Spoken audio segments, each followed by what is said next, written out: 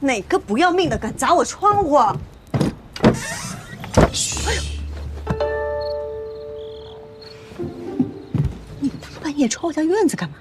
我试探你啊！刚遇到刺客就这么不小心，我要是坏人，早把你掳走了。你砸我窗户，看着与坏人无差。哎，杨警官这样着实无礼了。我查出来了，想刺杀你的人是华掌柜。我知道啊。玉皇寺也是他家的。那是杨警官的事，有劳杨警官了。不送。哎，华家的政策，我和诸葛已经看了许久，仍旧没看出端倪。我知道季娘子是这方面的行家，我想请你助我一臂之力。现在？对。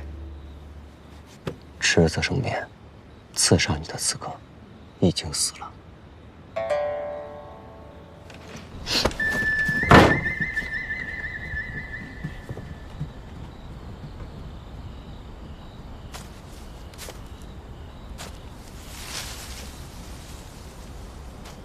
看来是有点晚了。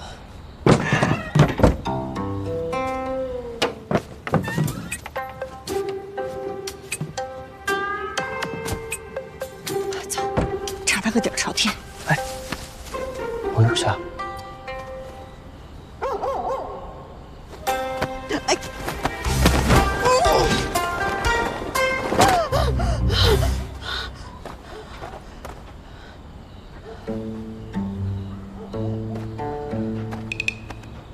走啊！杨金兰，我打死你！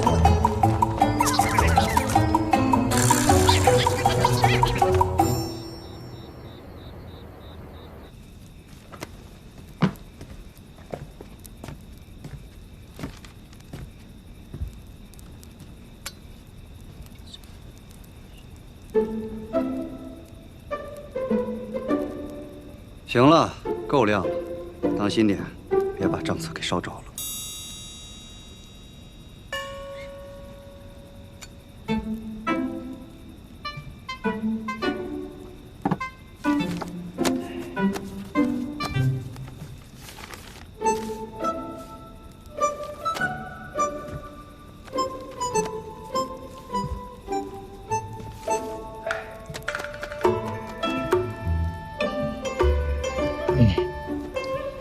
看不懂呢，可以安静地坐在一边，这不乱伸手啊，也是一种帮忙。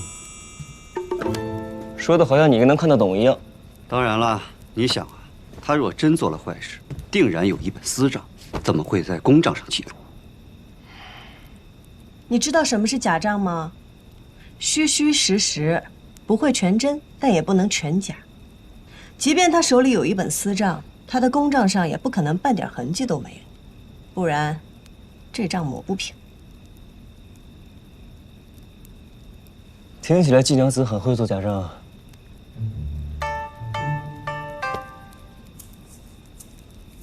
哎呀，警官府怎么有些许闷热呀？诸葛，打岔。杨警官，我觉得有些事情呢，还是亲力亲为的好啊。哎呦，闷死了！明白了。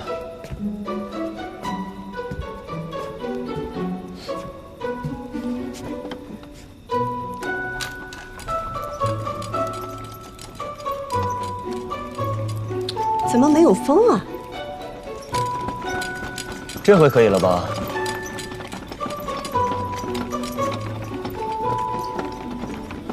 杨警官，头凉了，改缴。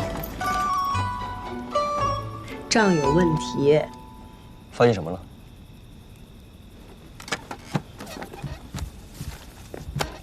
你看，这个账看似没有问题，但是没有问题，它就是问题。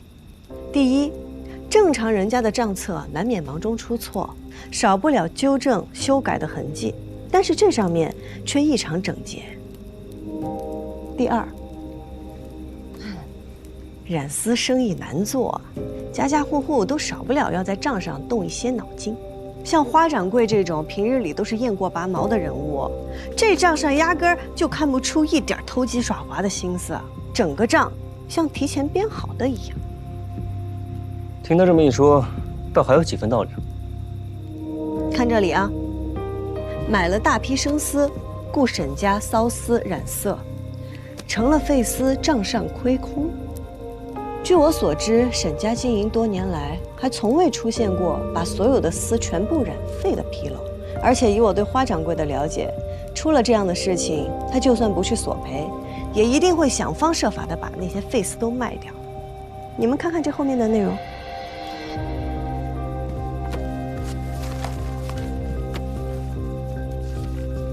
这账上后面的内容既无索赔，又无折价售卖。那这批丝去哪儿了？难道说沈家根本就没接手过这批丝？没错。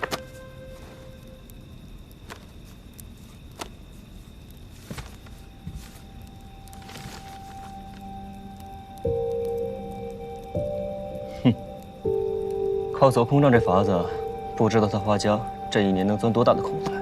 不只是走空账，要是我们一本一本细细比对，还能发现更多的问题。可以了，有了方向，剩下的就交给他吧。哦，好。他一个人能查得完吗？放心吧，单凭这一条就可以定花家的罪，不会让你白受委屈的。我这么做又不是为了针对花家。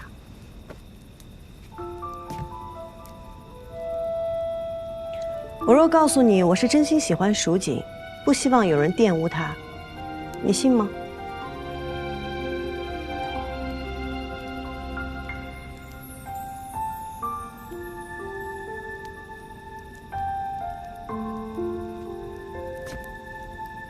不信算了。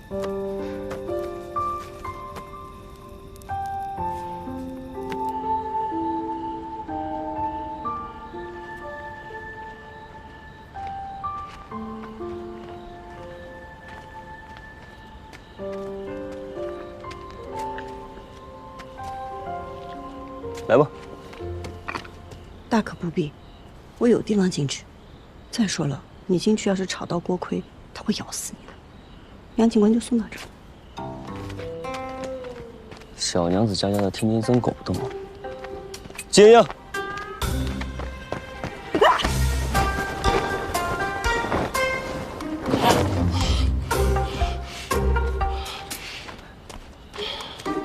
杨警官，你看多乖呀，不叫，也不咬。锅盔你怎么够抓这么快乖？乖乖乖。果然啊，我犬自有恶人磨呀。在季娘子心中，我就只配恶人这2个字了。若是真的查出账目有问题，你真的会抓花家吗？不抓查他干嘛呢？好了，乖啊。花家的靠山可能在长安，所以呢？你小心些。季娘子，如果我说我是真心想要整顿益州锦业，为无辜者沉冤昭雪，你信吗？不信算了，走了。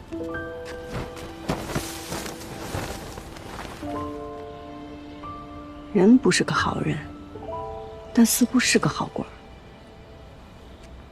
说的没错。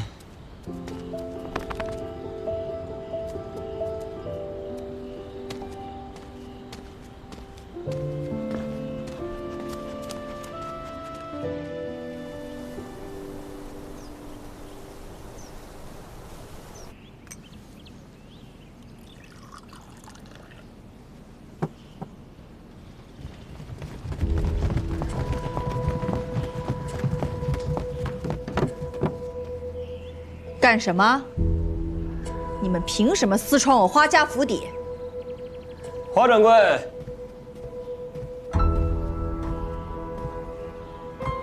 别来无恙啊！杨警官，你也别来无恙。甚好甚好。我记得过去我是孝敬过您的，就算您嫌少，也不至于今日来抄我的家呀。你们华家偷做假账，逃避税赋，真当本官一无所知呢？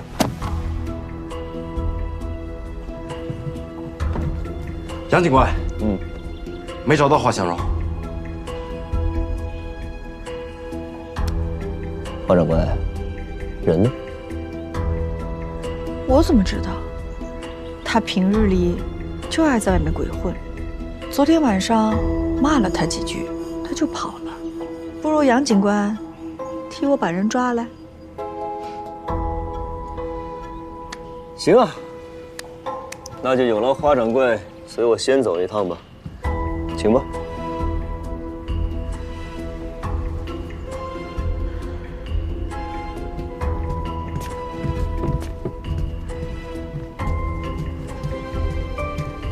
那杨静兰不由分说的就抓了花掌柜，是不是查到了什么？还是真的贪心不足，想以此获得更多利益？与我们无关。可是万一花掌柜该说的不该说的都说了，要不要先留着他吧，看看那个杨三郎到底有什么目的。可是花掌柜隐约知道山里的情况，若是那杨静兰去山中查探，若也像前一个警官那么不识趣，那就让他有去无回吧。那季莺莺呢？将军信中说，宫中在寻蜀红丝。若是我们真的能逼出蜀红丝，那岂不是大功一件？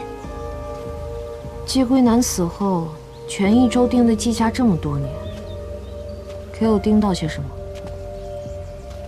娘子的意思是，如果没有真正的蜀红丝，我们有的就是真的。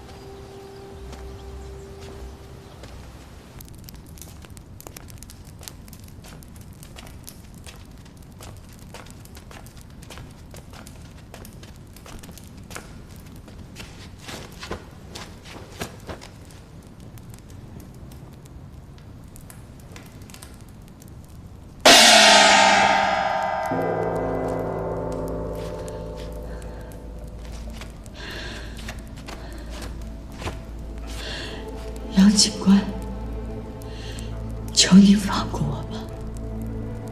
3天了，还没开过窗呢。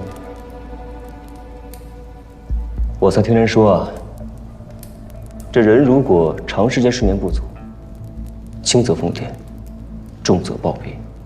花掌柜，我劝你想清楚了再回答。